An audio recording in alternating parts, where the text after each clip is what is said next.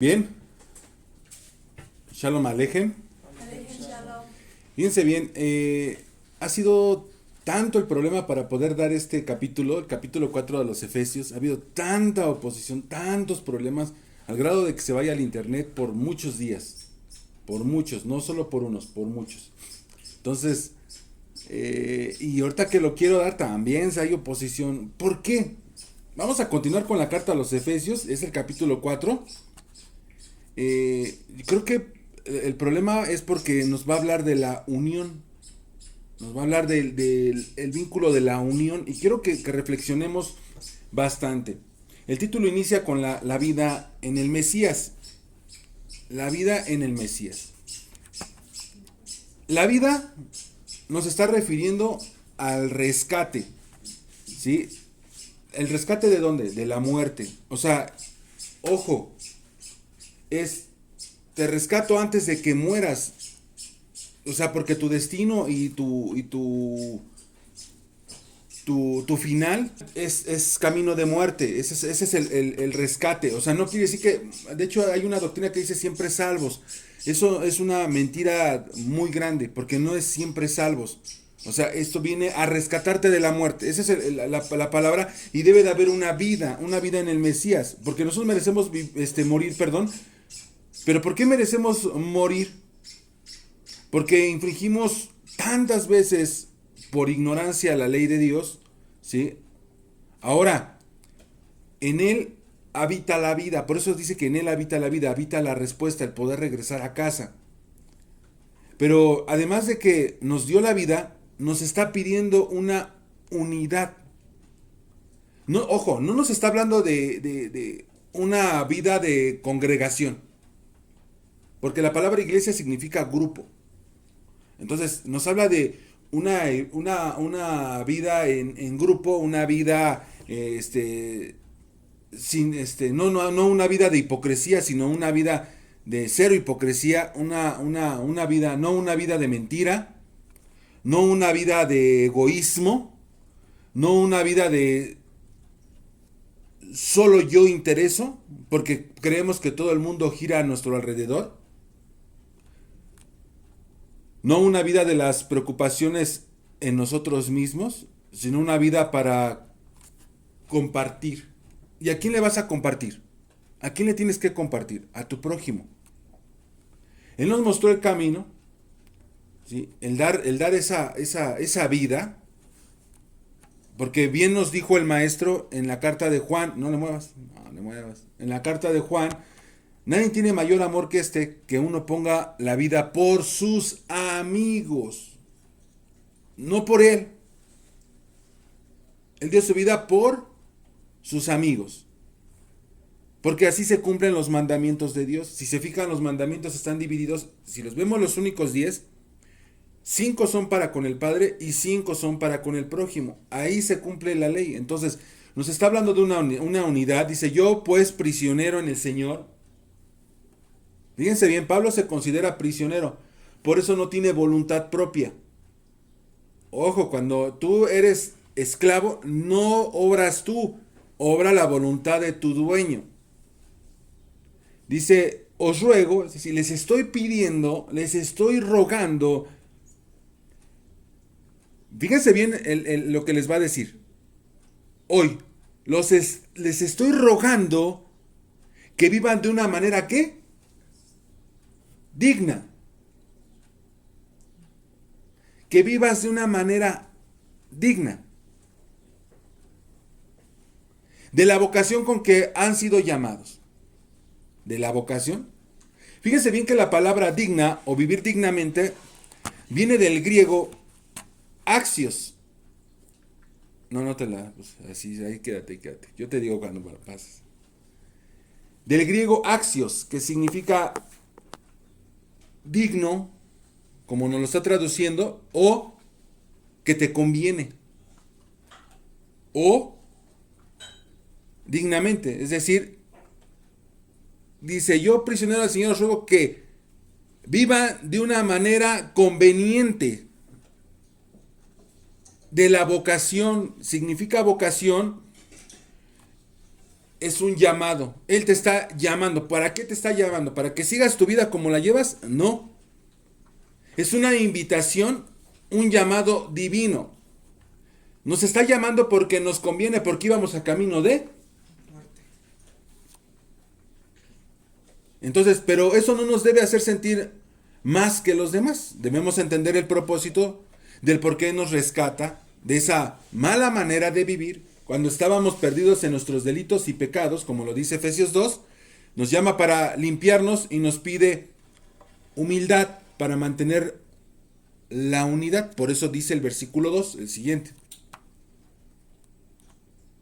Con toda humildad y mansedumbre, con paciencia, fíjense bien que nos está pidiendo. Oigan bien esto, porque esto es lo que en esta semana nos ha tenido practicándolo. Y creo que no sé si estemos pasando bien la prueba o estamos siendo reprobados. Eso es lo que nosotros tenemos que aprender. Con toda humildad, con toda mansedumbre y con paciencia, soportados unos a otros en. ¿Y qué es amor? Amar es dar, no recibir. Amar es hacer, no recibir, no que te hagan. Porque el amor, Él dio su vida por nosotros. Debemos de ayudar, no de exigir ayuda. Debemos de explotar ese llamado que nos está beneficiando. Debemos de explotar esa gracia derramada por nosotros. Esa gracia derramada también en nosotros. Pablo nos está exhortando a no solo pensar en nosotros, sino que de esa vida que nos dio el Maestro debemos de compartirla para preservar esa unidad. Y por eso nos dice el versículo 3. ¿Qué nos pide? Un esfuerzo. Esfuércense, esforzaos por preservar, ¿qué? La unidad del Espíritu en el vínculo de ¿qué? De la paz. Pablo no solo refiere a una unidad en la congregación, sino unidad en la obediencia. Si recordamos, decía el texto de Efesios 2, diciendo que de ambos pueblos hizo uno, derribó la pared intermediaria de separación porque Él es nuestra paz. Por eso nos dice en este versículo, refiriéndose a lo que dijo anteriormente, haciendo referencia a esa unidad en paz, dejando de infringir la ley. ¿Qué es lo que separaba a ellos? ¿Cuál era esa pared? La violación de los mandamientos. Entonces, eso hacía una separación porque no podían estar, éramos impuros para ellos. Entonces, esa unidad es dejar de infringir la ley, ¿sí? Esos mandamientos que son para con el prójimo. Porque cuando el enemigo nos quiere vencer, ¿es por medio de qué? De la división. Es por medio de la envidia, es por medio de la separación. Allí está la fuerza. Dicen, divide y vencerás. Debemos de guardar la ley, la cual nos mantiene. Ese dar por el prójimo nos mantiene en una unidad. Porque tenemos que amar, que es dar a quién, a nosotros mismos. ¿Tú para quién trabajas? ¿Para quién te esfuerzas? ¿Para qué te esfuerzas? ¿Para nada más mantenerte tú solo? No, porque lo que está rompiendo la unidad hoy en día de esos malos pensamientos de que no puedes ser lo que tú quieras, puedes amar a quien tú quieras, ya no necesitas amar a una sola mujer, sino puedes amar a muchas o puedes amar a un hombre, puedes amar, o sea, esas perversiones están rompiendo la unidad. Porque hombre a hombre, mujer a mujer no pueden procrear. Y cuando uno va a trabajar, ¿para qué estás estudiando? ¿Para qué te estás capacitando? Para poder adquirir buenos bienes. ¿Para qué? Para compartir. ¿Con quién los vas a compartir? ¿Contigo mismo? ¿Para qué quieres una casa lujosa y gigantesca si vas a estar solo? Esa pregunta acércate a un millonario que está solo. Dice, soy tan pobre que lo único que tengo es dinero. Por eso nos habla de un vínculo, porque así cumplimos la ley, permaneciendo en unidad. Porque si no guardamos la ley, nos estamos sumergiendo en donde, en un egoísmo. Nos estamos sumergiendo en el solo yo. ¿Y cuál es el solo yo? ¿Cuál es el solo yo? Es el estado animal donde todo lo deseamos, ¿está bien? Donde todo lo deseamos, pongan atención, todo lo merecemos. Ese es el estado mundano. Es el estado más bajo. Debemos de mantener ese amor mostrado por el Maestro, que dio su vida por nosotros para darnos vida y hacer una unidad, haciendo un solo pueblo, unidos en el amor, con ciudadanos, ¿sí? Cuidándonos unos a otros, haciendo esa fuerza, porque nos dice el siguiente versículo, el 4. Hay un solo cuerpo y un solo espíritu. Es un solo pensamiento. Así como también ustedes fueron llamados en la misma esperanza de vuestra vocación. Eso de un solo espíritu, así como cuando viene, es un pensamiento, ese espíritu es una motivación. Entonces, nos han hecho creer que el judío es diferente. Nos han hecho creer que el judío no cree. Nos han predicado y enseñado la doctrina del reemplazo, donde solo la iglesia se va a salvar, ¿sí? Y eso qué es lo que, cuando nos dice que quitó la pared intermediaria y nos hace un solo pueblo, entonces ¿por qué ahora la doctrina del reemplazo nos está separando de ellos, haciendo una división? Cuando en Efesios 2, ese es el capítulo que nos habla de la unidad. Tenemos una misma esperanza, ¿sí? Una vida eterna. En esa doctrina de Pablo en el capítulo 2 es una salvación. Y esa salvación es estar algún día, llegar a buen puerto, llegar a la presencia de Dios, del Creador, donde agradeceremos con nuestras obras. Porque nos dice que nos preparó para buenas obras, ¿sí? Él preparó de antemano para mostrar ese cambio en nosotros. O sea, la salvación no te salva y no te saca de la inmundicia, porque ya dice, ya, siempre salvo. No, te saca, te limpia, te lava, te dice, ahora sí, camina rectamente. Y si caminas chueco, no sirvió. Hay una condenación por tus obras. Si caminas bien, va a haber una salvación. Entonces la salvación es futura. Te rescata del camino que ibas y te pone en el camino correcto que debes de caminar. Entonces, tus obras muestran el amor recibido de parte del Padre. Algún día vamos a agradecer humillándonos ante tan grande amor de parte del Padre, el cual, dando a su Hijo por cabeza de nosotros, para guiarnos y para poder ser fiel, y gracias a su lavamiento, ese lavamiento verdadero que nos limpia de toda iniquidad, que nos limpia de todo desprecio y rebeldía a su ley. Por eso dice el siguiente versículo, el 5. Ojo, aguas, porque esto se trata de desvincular, o sea, porque lo que estoy diciendo, entonces quiero creer y quiero ver que es algo muy grande. Y todo va a distraer, porque no debes de recibir este mensaje. Porque solamente hay un solo Señor, una sola fe y un solo bautismo. O sea, hay una sola cabeza que nos gobierna y ese es el Mesías. Una sola fe, ¿sí? ¿Sí se acuerdan qué significa fe?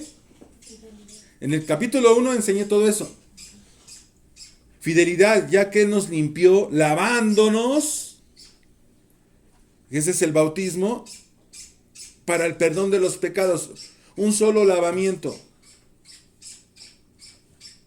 Un solo lavamiento que te va a limpiar de todos tus pecados para perdonar todas tus infracciones a su ley por medio del sacrificio. Ese es el orden. Y fíjense bien los siguientes 3 versículos. Dice, un solo Dios y Padre. ¿Un Padre de quién? De todos, que está sobre todos, por todos y todos, pero a cada uno de nosotros se nos ha concedido la gracia conforme a la medida del don. Aquí viene algo bien importante, ese es algo que hay que desmenuzar paso por paso. Sí, conforme a la medida del don de Cristo, por tanto, dice, cuando ascendió a lo alto, llevó cautiva una hueste de cautivos y dio dones a los hombres. ¿Ya vieron? Es decir, de entrada, el principio un solo Dios y Padre, está hablando de, hay un Dios Padre y está el Hijo. O sea, no es la Trinidad. Ahora, concedió el beneficio, significa del griego charis, que es gracia. Eso es lo que significa beneficio. Concedió el beneficio conforme al don que significa regalo de parte del Mesías. Por tanto, fíjense bien lo que significa. Es tan grande el beneficio y el regalo que viene de parte del Mesías que ahora entendamos el significado de. Cuando ascendió a lo alto, ¿sí?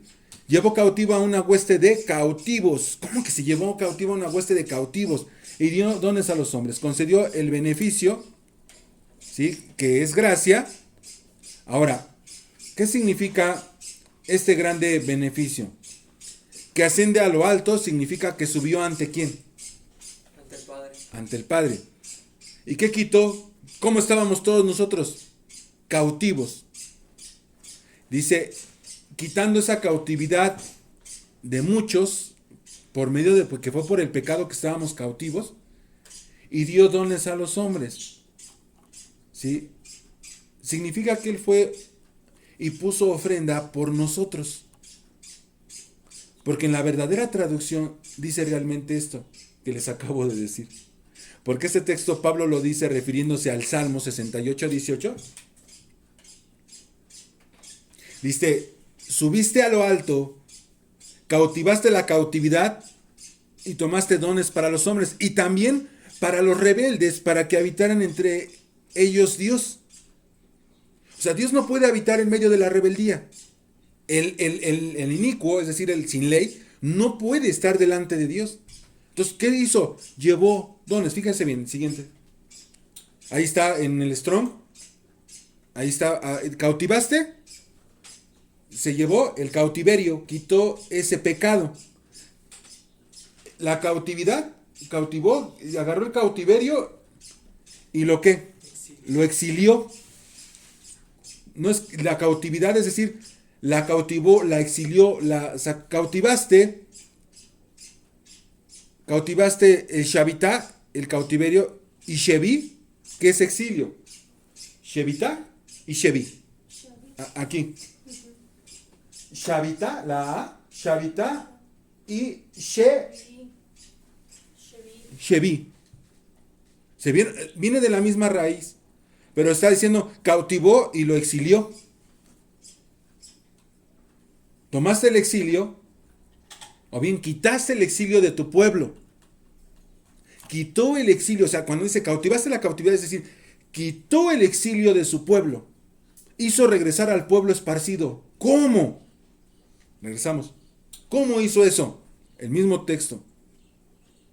Tomando dones para los hombres.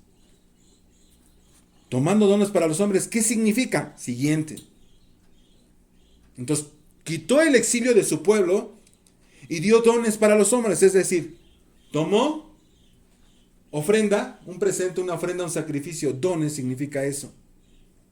Entonces, literalmente dice, quitó el exilio de su pueblo, tomando, ofrendándose como sacrificio por nosotros, por los hombres. Entonces cuando dice, llevó cautiva la cautividad y dio dones a los hombres, es decir, quitó el exilio del pueblo y siendo una ofrenda delante del Padre para el perdón de los hombres. ¿Ya quedó claro? Dones significa ofrenda a Dios. O sea, lleva la cautividad y esto presenta los pecados de los hombres, dice, he aquí yo la ofrenda, fui dado. Por eso subió a lo alto. Eso es lo que significa. Ahora sí. Y acaba siendo un regalo, un don, un presente también hacia nosotros por la salvación que se nos es regalada. Pues aplica a los dos modos. Sí, pero en sí, para rescatarte, Él está intercediendo por ti y está dando una ofrenda por ti. Un regalo para mí. Llevó dones a los hombres, para los hombres. Sí, porque dice en Adán. Fíjense, 18 dice, subiste a lo alto, cautivaste la cautividad, es decir, quitaste el exilio del pueblo, tomaste ofrenda para los hombres. Para los hombres. Y también para los rebeldes. Acá estamos, rebelde, son los que nos perdimos porque no sabíamos y pecamos muchísimo. Para que habite entre nosotros Dios. Ya. ¿Ya quedó resuelto? Entonces ahora sí, si dice, Pablo está citando Efesios, subió, se presentó ante el Padre cubriendo las faltas que tenía cautivo al pueblo por medio de su muerte, siendo él un regalo, un presente, una ofrenda, un sacrificio ante el Padre, para recuperar a los expatriados, para recuperar a los rebeldes de Israel. Pero para eso tuvo que descender para poder subir. Por eso nos dice, esta expresión ascendió, Pablo está diciendo, ¿qué significa? Sino que también había descendido a las profundidades de la tierra, es decir, murió. El que descendió es también el mismo que ascendió mucho más arriba de todos los cielos para poderlo llenar todo. Y fíjense, aquí viene el vínculo de la unidad. Él dio a algunos el ser apóstoles. Han hecho una creencia del apostolado como que, lo más nice. No. Ser apóstol es ser enviado. Ser apóstol es lo único que es ser enviado. A otros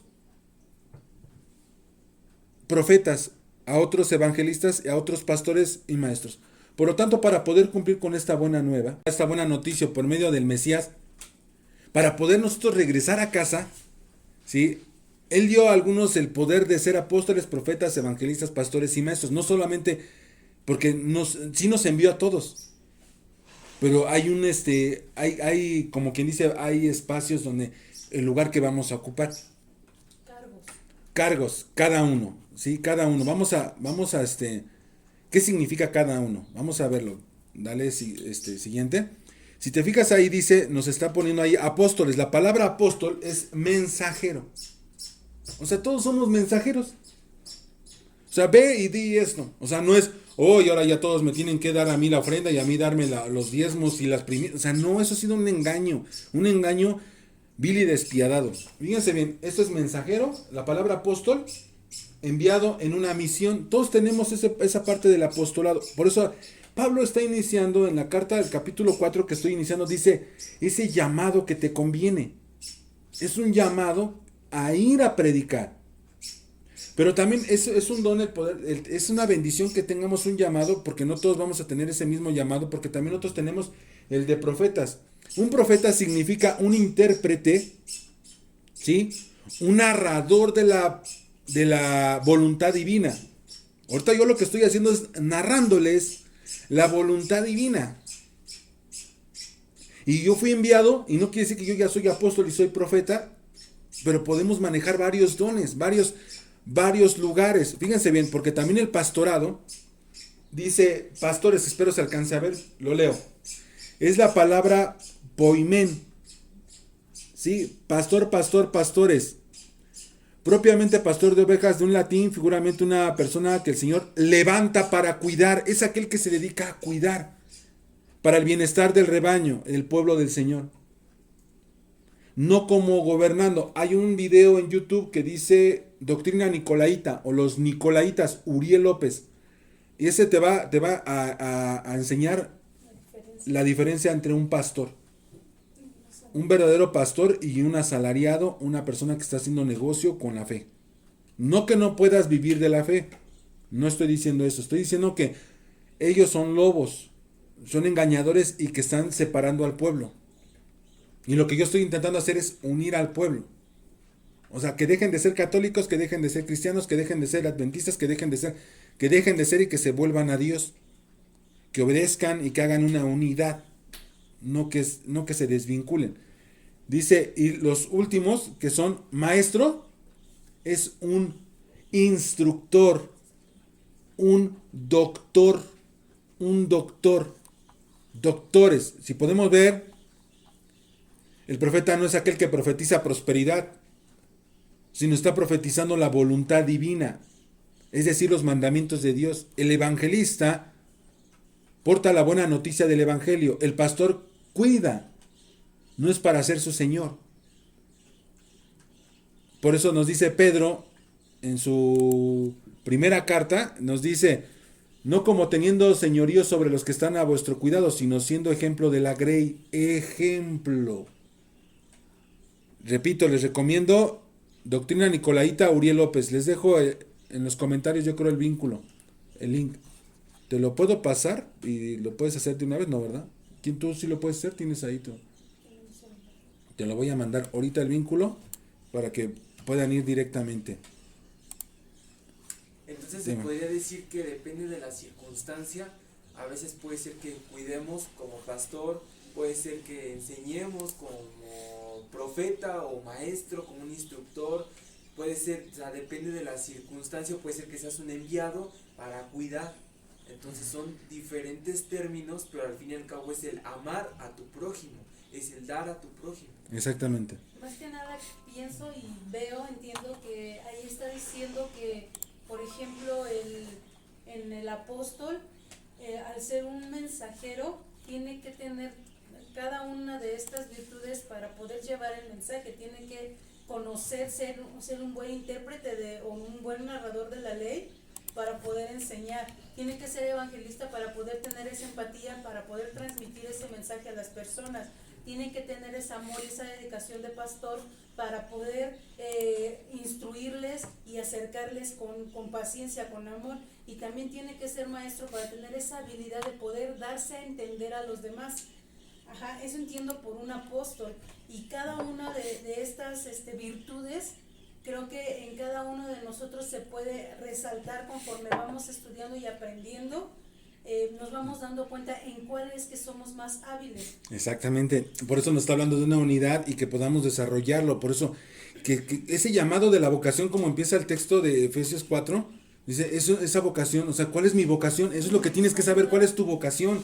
Ese llamado divino que te está haciendo, tienes que saber en qué te desarrollas mejor, si en la manera de hablar, en la manera de cuidar, en la manera de enseñar, o sea, pero ¿cómo lo debes de hacer?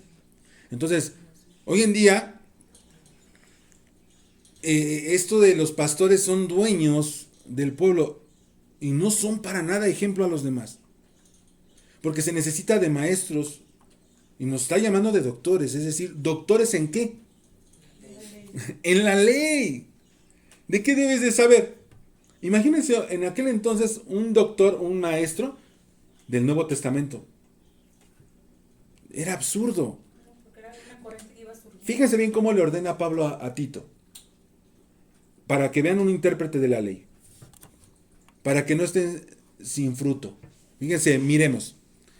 Dice, recomendaciones finales y bendiciones. Tito 3, 3, 12 al 15. Dice, cuando te envíe Artemas, procura venir a mí en Nicápolis porque he decidido pasar allí el invierno. Encamina con diligencia, se lo estoy subrayando ahí, a Zenas, ¿qué es? Un doctor de la ley, un intérprete de la ley. Y Apolos era un evangelista. Tenía una elocuencia maravillosa de cómo hablar y Pablo le estaba diciendo, conquistaba a las personas en su manera de hablar. ¿Sí? Dice, para que nada les falte. ¿Por qué iban en equipo? Que nuestro pueblo aprenda a ocuparse en buenas obras, atendiendo a las necesidades apremiantes, para que no estén sin fruto. Todos los que están conmigo te saludan, saluda a los que nos aman en la fe, la gracia sea con todos ustedes. Para que... ¿Sí está, no? Sí, está bien, nos hicieron una pregunta. A ver. Pregunta, ¿es como los dones espirituales, Marisa? Son los dones.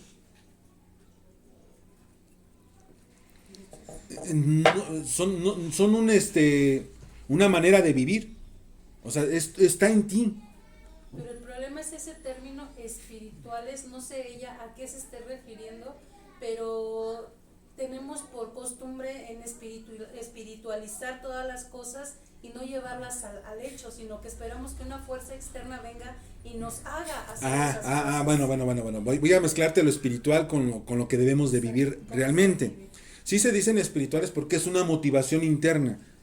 Pero para poder ser enviado, debes de tener una actitud. ¿Y para con quién? Para en una reunión en tu congregación o en el templo o cuando están los demás hermanos. No. O sea, ¿de qué sirve encerrarse y estar así en cuatro paredes nada más ministrándote tú solo? No. Si te está hablando para ir por los demás, está enviándote, es un apostolado, es lo que significa. Es como un ángel. La palabra apóstol puede ser ángel, porque también ángel es un enviado, es un mensajero. Ahora, ¿para qué quieres ser pastor? ¿Ser pastor para gobernar y vivir de eso y estar como lo han enseñado? No. Refiere a ser pastor, te está motivando a que cuides a los demás. ¿Y cómo los vas a cuidar?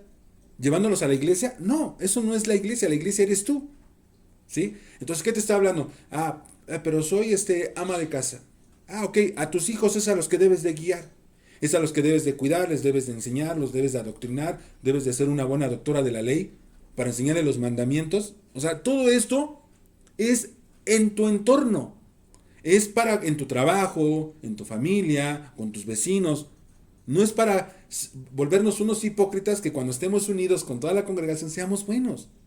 O sea, esos dones, como lo llamas espiritualmente, se refiere a la comunidad, a donde tú te estás desenvolviendo. Estos dones de ser apóstol, profeta, hablar pura voluntad divina, ser maestro, ser un doctor de la ley o ser un pastor, es algo que literalmente tienes que ejercer sobre los demás en todo momento, no solamente en un día de reunión.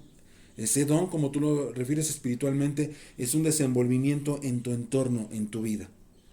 ¿Sí? ¿Y para qué todo esto?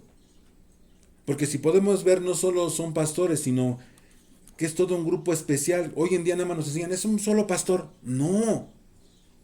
De hecho, cuando hacen en Hechos 15, están todos los ancianos. No están hablando, está el pastor tal y el pastor, y ahora todos son pastores.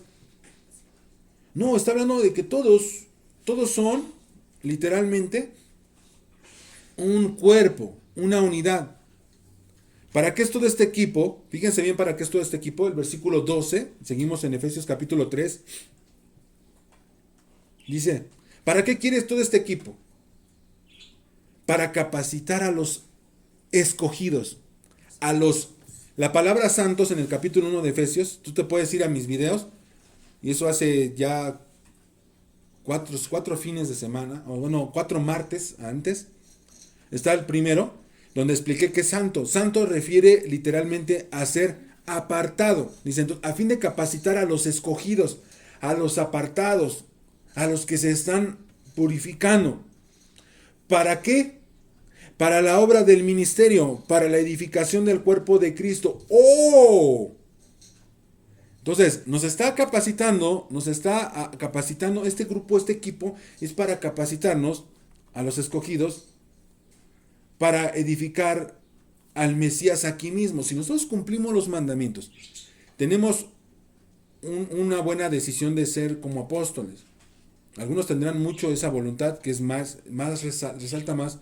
Otros saben hablar la voluntad del Padre, que es lo que refiere. Otros son muy buenos cuidadores del rebaño. No, es que hay que hacer esto, hay que hacer el otro. Y los mandamientos dicen esto, dicen el otro. Un buen doctor de la ley. Es que eso dice la ley de Dios, que no debes de hacer eso porque eso está mal. Entonces, eso nos va capacitando para llevar una buena obra. ¿Sí? Hasta el versículo siguiente, 13. Hasta que todos lleguemos a una unidad de la fe. ¿Y qué es fe? Fidelidad. O sea, unidos y fieles. Y del conocimiento pleno del Hijo. A la condición de un hombre maduro, a la medida de la estatura de la plenitud de Cristo. Hoy en día enseña la doctrina de la Trinidad que el Hijo es el Padre. ¿Sí? No conocen al Hijo Y lo peor es que no conocen ni siquiera el propósito a qué vino. Su propósito fue venir a limpiarnos de las faltas ante la ley de su Padre. Debemos de estar unidos con fidelidad y conocimiento del Hijo para llegar a esa madurez, de ese pleno conocimiento del Mesías, dejando de ser niños sin conocimiento. Porque nos llevan, no, tengo que ser cristiano, no, tengo que ser católico, no, tengo que ser esto, no. Fíjense bien cómo dice el siguiente versículo. Porque eso es lo que se iba a presentar. Para que ya no seamos niños sacudidos por las olas, llevándonos de aquí para allá, con todo, ¿sí? Por todo viento de doctrina. Doctrina es enseñanza. Por la astucia de los hombres, por las artimañas engañosas del error. Han hecho un desmembramiento y no, nosotros sí nos vamos a salvar y somos la iglesia de no sé qué. Y yo soy la iglesia de los pentecostales. No saben ni siquiera qué significa pentecostal. No, nosotros somos adventistas. No, nosotros somos no sé qué, bautistas. Mesiánicos. Ahora ya son los mesiánicos. Ahora, nos está dejando bien claro que debemos dejar de ser niños sin conocimiento. Pensando que el Mesías vino para hacernos rico. Que murió para que tú pudieras comerte unas chuletas de cerdo. Para comer animales inmundos. Para poderte comer tu cóctel de camarones. O sea, no. Esas son las doctrinas astutas de los hombres, engañando, que son claramente un error. El propósito es el siguiente versículo, el 15. Dice, sino que hablando la verdad en amor. ¿Qué estamos haciendo ahorita? Hoy no soy el mejor. No estoy haciendo otra cosa más que dando la lectura de los textos y dando la correcta interpretación de lo que Pablo está diciendo. ¿Obtengo algún beneficio? Sí, la bendición del Padre. ¿Les estoy quitando algo económicamente? No. ¿Estoy lucrando con esto? No. ¿Estoy invirtiendo mi tiempo, mi dinero, mi esfuerzo? Sí. ¿Sacrificando muchas cosas? Sí. Eso se llama dar. Eso se llama amor. Hablando la verdad. Dice, crezcamos en todos los aspectos en aquel que es cabeza, es decir, Cristo. ¿Cuáles son todos los aspectos? Todo eso, ese conocimiento de la verdadera ley, de la verdadera voluntad de Dios. Recordemos que la palabra verdad en amor nos está nombrando la palabra verdad. ¿Qué refiere verdad? Torah. Refiere a la instrucción. Según Romanos capítulo 2 versículo 20, ¿sí? Cuando un doctor en la ley es un maestro, un apóstol, o bien un rabino dice la palabra verdad, refiere a los mandamientos de Dios, según el salmista, ahora sí, según el salmista, ¿cuál es la verdad? Ahí está. Tu ley es la verdad. ¿Cuál es la ley? Los mandamientos. O bien Romanos 2:20.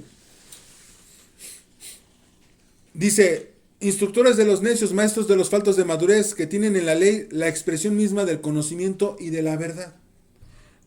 El judío tampoco estaba manejando bien la verdad. Dice, ¿tú qué les estás enseñando? Tú tienes y sabes que la ley es la verdad. Ahora sí, volvamos al versículo 15. Entonces nos está diciendo, debemos de hablar en verdad. Versículo 16, de quien todo el cuerpo, estando bien ajustado y unido por las cuestiones que las coyunturas proveen, la unión, conforme al funcionamiento adecuado de cada uno de nosotros como miembros, nos va a producir el crecimiento del cuerpo para su propia edificación en amor, en dar, no en recibir, en dar. ¿Sí? Hablando de los mandamientos que son amor. Los mandamientos son instrucción de parte de Dios, son amor de parte de Dios para con nosotros. Esto nos va a hacer crecer, ¿sí? Sujetos al Mesías, funcionando correctamente. En resumidas cuentas, nos está diciendo que nos mantengamos unidos por medio de su ley, que es la verdad absoluta, porque por medio de sus mandamientos bien organizados llegaremos a la plenitud, ya que en la ley se cumple el amar al prójimo como a nosotros mismos. Así que, pero para entender esto debemos estar unidos por medio de su ley. Esa vida que Él nos da por medio del sacrificio del Hijo, que nos libró de la cautividad para regresar a casa. Pero tristemente en estos tiempos no está andando todo este equipo de profetas, de apóstoles, de pastores, de doctores, de maestros de la ley. Sí, tristemente. Y piensan que Dios olvidó a su pueblo. Pero debemos despertar a la verdad. Y la verdad es el conocimiento de su Hijo, comprendiendo su propósito y su objetivo, en la cual es la obediencia a su Padre. Porque nos está hablando de que dejemos de ser egoístas. Nos está hablando de que debemos de estar unidos en un vínculo de paz. Y que tenemos que tener ese equipo para ir creciendo. Y que sobre todo, que todo lo que estamos aprendiendo es para ponerlo por práctica. Porque de qué me sirve yo saber que tengo un don para enseñar o que tengo un don de cuidado, de que puedo ver la necesidad de otro y si no la pongo en práctica. Entonces ese don está dormido, entonces de nada me sirve. ¿Por qué está dormido el don? ¿Quién no tiene necesidad? No, pues todos tenemos necesidad. Pero ¿cómo es tu necesidad? Algunos toman la necesidad como uno está orando, hay dos personas orando y uno está orando.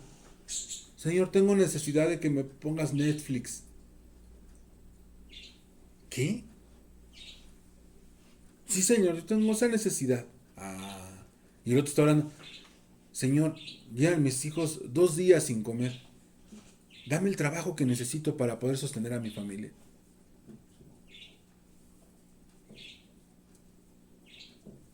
¿Y tú, en quién vas a ver la necesidad? ¿En el que está pidiendo para ver Netflix o el que necesita comer su familia? ¿Qué es necesidad? Y el que está pidiendo Netflix tiene todo. Y no ve a su hermano que tiene una verdadera necesidad y en lugar de estar buscando qué hacer, ahí de él debería de dar para poder ayudar a su hermano que está pasando una necesidad muy fuerte.